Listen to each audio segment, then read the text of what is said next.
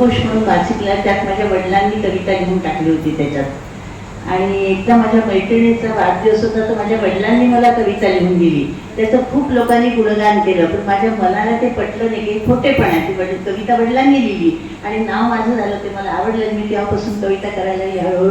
आणि आता म्हणाल तुझं माझ्याकडे जवळजवळ मी 17व्या वर्षापासून डायरी लिहिते, तर माझ्या आता 105वी डायरी चालू आहे. आणि 3 कपाट भरलेले आहेत डायरीनी. ते 42 डायऱ्या होत्या लग्न झालं तेव्हा. त्याच्यानंतर 20 वर्ष मुलं लहान होते. तर पण माझ्या यजमानाने मला जिल्हा परिषदला उभं, सगळ्या याच्यातून गेले, राजकारणात उभं केलं. जे राजकारण मला मुळीच आवडत नाही. तिथे लोकांनी धरून मला पाडलं, मला आनंद वाटला. यजमानांना वाईट वाटलं. त्यांनी तरी पुन्हा प्रयत्न करून मला सरपंच पदासाठी उभं केलं. तिथे मला लोकांनी पाहिजे होती पेंबाळमध्ये, पण त्याचंही मला वाईट वाटलं. मी त्यांना वाईट वाटलं, त्याचं मला वाईट वाटलं. त्यांना वाईट वाटलं म्हणून मला वाईट वाटलं. पुन्हा डायरेक्ट लिहिणं सुरू केली. आता विषय बदलले होते. पहिल्यांदा कृष्ण निसर्ग हा एकच विषय होता. जवळजवळ कमी जास्त तरी त्या आपल्या त्यातल्या आता 100 आहे, त्याच्यातल्या आपण 50 काढून टाकल्या तरी 50 गुणिले 200 एवढ्या कविता आहेत. आणि त्याच्यामुळे आता पुढे मग काय झालं की एकदा आमच्या संक्रांतीचं वाण देतात, तेव्हा मी अशा 13 कविता भजनं केले होते. तर आमचे यजमान हौशी होते, त्यांनी ते 1 रुपयाचं वाण तयार केलं. 13 कविता असं असं करून ते पत्रिकेसारखं ते मी वाटलं. त्याच्यात मला खूप या शब्दातलं लाईक्स खूप मिळाले आणि मग थोडासा धीर आला. आणि मग हळूहळू कविता करायला लागली. आता कवितेचे आता सध्या बंद केल्या आहे कविता, परंतु कविता करतच राहिली.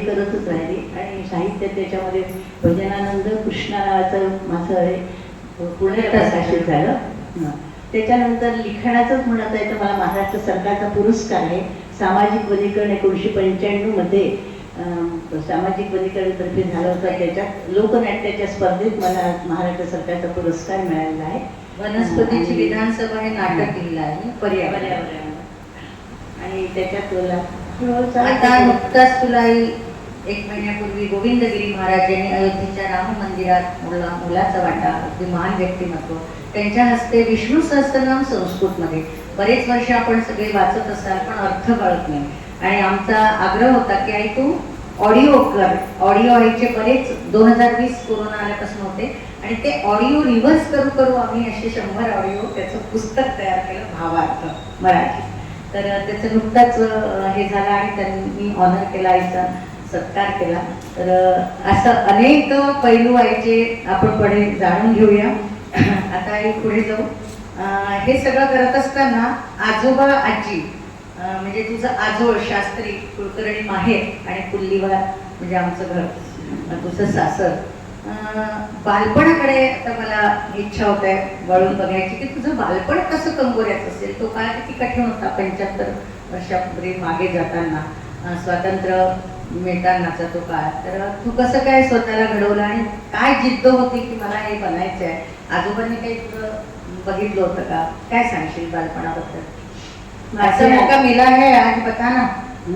ऐसी बोलती नहीं तो घर में बचपन की बातें आज सांगेस तू. माझे आजोबा त्र्यंबकराव रामचंद्र कुलकर्णी ते सात्विक होते आणि त्यांच्यात आम्ही बसायचं लहानपणी. तर मग त्यांनी त्या काळात असं रामकृष्ण हरी म्हणा असं सांगितलं होतं एवढंच. आणि एक गोष्ट सांगितली होती लहानपणी, जी गोष्ट आता मला खरी वाटते. त्यांनी सांगितलं की 2 उंदीर असतात म्हणे, एक काळा आणि पांढरा, आणि ते आपलं आयुष्य खात असतात. आता काय कळलं त्यातलं? काळा उंदीर म्हणजे रात्र, पांढरा उंदीर म्हणजे ते तेव्हा कळलं, त्याचा अर्थ कळत नाही. मी नेहमी माझ्या शाळेतल्या मुलांना सांगते की हे जे जीवन लहानपणचं जीवन असतं ते बकरीचं जीवन असतं. बकरी काय करते की जंगलामध्ये जाते, तिच्या हातामध्ये तो गडगे असतो, तो हातामध्ये काडी असतो, तिच्यामध्ये तिला हाकलत असतो. पण ती तेवढ्या घाईमध्ये ते भरा भरा भरा भरा खाऊन घेते. बकरीचं खाणं आपण शब्दच आहे. आणि आल्यानंतर घरी मात्र ती रवंत करते, तेव्हा ती म्हणते अरे बापरे, सुबाबीचा पाला होता खरं, अगोबाई चिंचेचा पाला होता खरं. तशा प्रकारे लहानपणामध्ये पाठांतर हे अत्यंत आवश्यक आहे. आणि ते मला देवाच्या देवी एकपाठी होती. माझे वडील मला श्लोक शिकायचे, तेव्हा त्यांना म्हणून दाखवायचा. आणि कीर्तनाला जायची की जसं कीर्तन ऐकलं तसं म्हणून द्यायची. तेव्हा माझे वडील मला म्हणायचे, आता वडिलांचा शब्द कसा खरा ठिकतो की आईवडिलांच्या शब्दात ताकद असते. तू मला म्हणायचे की तू कीर्तनकार हो, नाही तर मुलींच्या शाळेची हेडमास्टर हो, नाही तर तू डॉक्टर. मी 3ही झाले. मुलींच्या शाळेत स्वतःची शाळा काढली होती. 20 वर्ष 8 वर्ष सेवा झाली शाळेची, त्यानंतर जॉईन झाली शाळेला. आणि ते कीर्तनकार खेड्यातच राहिलेलं लग्न झाल्यावर कोणाचं मार्गदर्शन हा प्रकार मीच माझी गुरु आहे. आमची माऊली म्हणते याच्यात, मम हृदयी सद्गुरु तेने तरिलो हा संसार पुरू, म्हणून विशेष अति आदरू विवेक. विवेक म्हणजे प्रत्येक क्षण आणि कण ज्याला जगता आला त्याला विवेक म्हणतात. मी प्रत्येक काम करत असताना ते शाश्वत आहे की अशाश्वत आहे, चांगलं आहे की वाईट आहे, त्याच्याकडे आपलं लक्ष असावं. तटस्थतेने आपलं जीवन जगता आलं पाहिजे. Time is money, time is gold, time is God आपण शिकलो शाळेमध्ये. जगण्यात कुठे उतरवलं अहम कालस्मी असं गीतेमध्ये आपल्या विभूती सांगताना 10व्या अध्यायात भगवंतांनी म्हटलंय. तेव्हा तो काळ सांभाळत आपण जर चालत राहिलं तर ते माझ्या वडिलांकडून मी शिकलो. त्यांनी सांगितलं की असा सगळं वेळा, आणि तसं भगवंताच्या दयेने मार्ग सापडत गेला. सोपं नाही मौलिक. शिकली सवरली तांदूळ कुठून येतो हेच आम्हाला कळत नव्हतं. अशा खेड्यामध्ये पडल्यावर आणि ते सवळं ओवळं प्रकार होता. डोक्यावरचं पाणी असं असं हालत जायचं तर लोक सगळे पाहायचे माझ्याकडे. परंतु मी नाही, ही सेवा आहे त्याच्या करत आहे. हळूहळू करताना मोठे मोठे गुंड आणायची आणि भगवंताने आता सगळ्या सुखसोयी दिलेल्या आहेत. पण त्याचे 1972 मध्ये लग्न झाल्यावर माझे वडील प्रभाकरराव कुल्लीवार अतिशय पुढारलेल्या विचारांचे. म्हणजे गावामध्ये आम्ही साधं बोलायला लागल्यावर आम्ही आमच्या सगळ्या जाती धर्माच्या मुली होत्या. एकच ब्राह्मण कुटुंब गावात, 7 पिढ्या आमचं बेंबाळ गाव. मी म्हणलं भला मोठा डोगर साप पाहिला. बाबांनी एक चापट मारली. डोगर म्हणतो तू डोगर?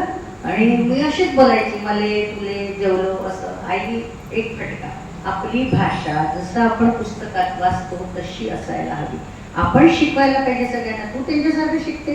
आणि तो शब्द पाटली भावंडांनी पाळला आणि भाषेवर प्रभुत्व आईसारखं आमचं थोडंफार सुरू झालं. पण आई मला क्युरियोसिटी आहे की दादा, मी बाबांना मी पहिलं 7व्या महिन्यात मी बोलली असं आई सांगते आणि मी दादा म्हटलं. बाबा शिकायचं पण मी दादा म्हटलं आणि बाबांना मी दादा म्हणायचो. दादा अतिशय पुढारलेल्या विचारांचे. सिनेट मध्ये म्हणजे नागपूरला युनिव्हर्सिटीत बाबांना नोकरी होती. ते सोडून मला वाटते 78 पर्यंत आम्ही 3 बहिणी, त्याच्या पाठीवर पराग भाऊ झाला 78 मध्ये. आणि बाबांना अचानक वाटलं की आजी आजोबा एकटे आहे गावात आणि चुलत आजी आजोबा परत, म्हणजे 4 सासू सासऱ्यांचं इनी करून 5 आम्ही, म्हणजे ती मगाशी म्हणाली 13-14 कुटुंब आणि कोणीही नातेवाईक बेंबाळमध्ये जा, नीता सगळं करते, असं एक कन्सेप्ट झाला होता. आणि सगळं खाऊन पिऊन सुखी मोठं वाड्याचं घर. तर तू कसं काय हे सगळं साध्य केलं? म्हणजे बाबांनी मदत केली, त्याच्यात रोज ज्ञानेश्वरी वाचलीच पाहिजे. कितीही जण उशीर झाला जेवायला, 16 वेळाचं जेवण 2-2 वाजायचे आईला. आम्ही 5 भावंड.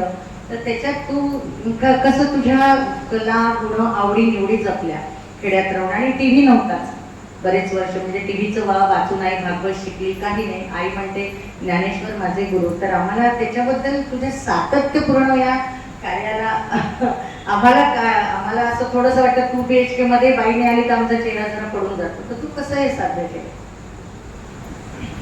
काय झालं की पहिले 3 मुलीच झाल्या आणि त्याच्यानंतर मग अशाच जावाजावांच्या गोष्टी. मग म्हटलं मला मुलगा झाला तर मी रोज ज्ञानेश्वरी वाचत जाईल. माझा मुलगा 1978चा आहे. तेव्हापासून अखंड ज्ञानेश्वरी आहे. परिणाम त्याचं आवड निर्माण झाली ज्ञानेश्वरीची. आणि मी सगळ्यांना, आमचा जो भजनानंद ग्रुपचा आपण बोलू तेव्हा त्याच्यामध्ये मी सांगते की 16व्या वर्षी ज्ञानेश्वरी लिहिली तर तुम्ही सगळ्यांनी समजून घेतलीच पाहिजे. कारण ज्ञानेश्वरी हा जगातला सर्वश्रेष्ठ गीतेपेक्षा मोठा ग्रंथ आहे. तर त्याची गोडी लागली आणि मग त्याच्या अभ्यासाला लागली. आणि लहानपणी जे काही आम्ही कुठे कुठे गेलो पुष्कळ गावं पाहिले. म्हणजे गावं म्हणाल तर माझा पहिला वर्ग झाला खामगाव, जिल्हा बुलढाणा. दुसरा वर्ग तिथे झाला. तिसरा वर्ग शिकलीच नाही. 4था 5वा वर्ग मी साखरखेडा प्रल्हाद महाराजांच्या गावाला शिकली. जळगाव जामोदला 7वा 8वा वर्ग शिकली. 9वा वर्ग मी यवतमाळला शिकली. 10वा वर्ग गडचिरोलीला शिकली. त्याच्यानंतर 2 वर्ष बडसा नावाच्या गावाला तहसीलदार होत होत्या.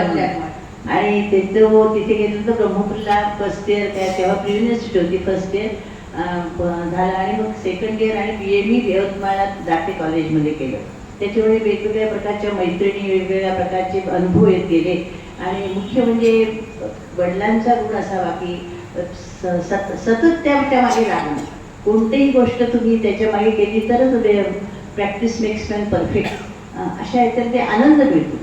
आपल्या भागवतामध्ये भगवंत म्हणतात तपोमे मम हृदया, तप अभ्यास हेच माझं हृदय आहे. एका दिवशी बोलायला देव, देव म्हणजे वस्तू नाही आहे, देव म्हणजे आपला श्वास. नाकातलं म्हणजे देव काय तुम्हाला कळून जाईल. लोक काही देवाची ही चेष्टा करतात, तुम्ही देव मूर्तीपूजा काय, तसं नाही. मूर्ती म्हणजे आपल्या आवडीसाठी. नवरा गावाला गेल्यावर जसं बायको त्या फोटोकडे पाहते तशा प्रकारे मूर्ती आहे. परंतु भगवंत हा सर्वव्यापी आहे आणि त्याची हळूहळू तुम्ही अभ्यास केल्याशिवाय ते कळणार नाही. ज्ञानेश्वरीमध्ये तो अभ्यास फार सोपा होतो. म्हणून सगळ्यांना मी विनंती करते की तुम्ही ज्ञानेश्वरीचा अभ्यास करा आनंदी जीवन जगण्यासाठी. आचरण हे प्रचाराचे साधन आहे असं तू नेहमी वाक्य आम्हाला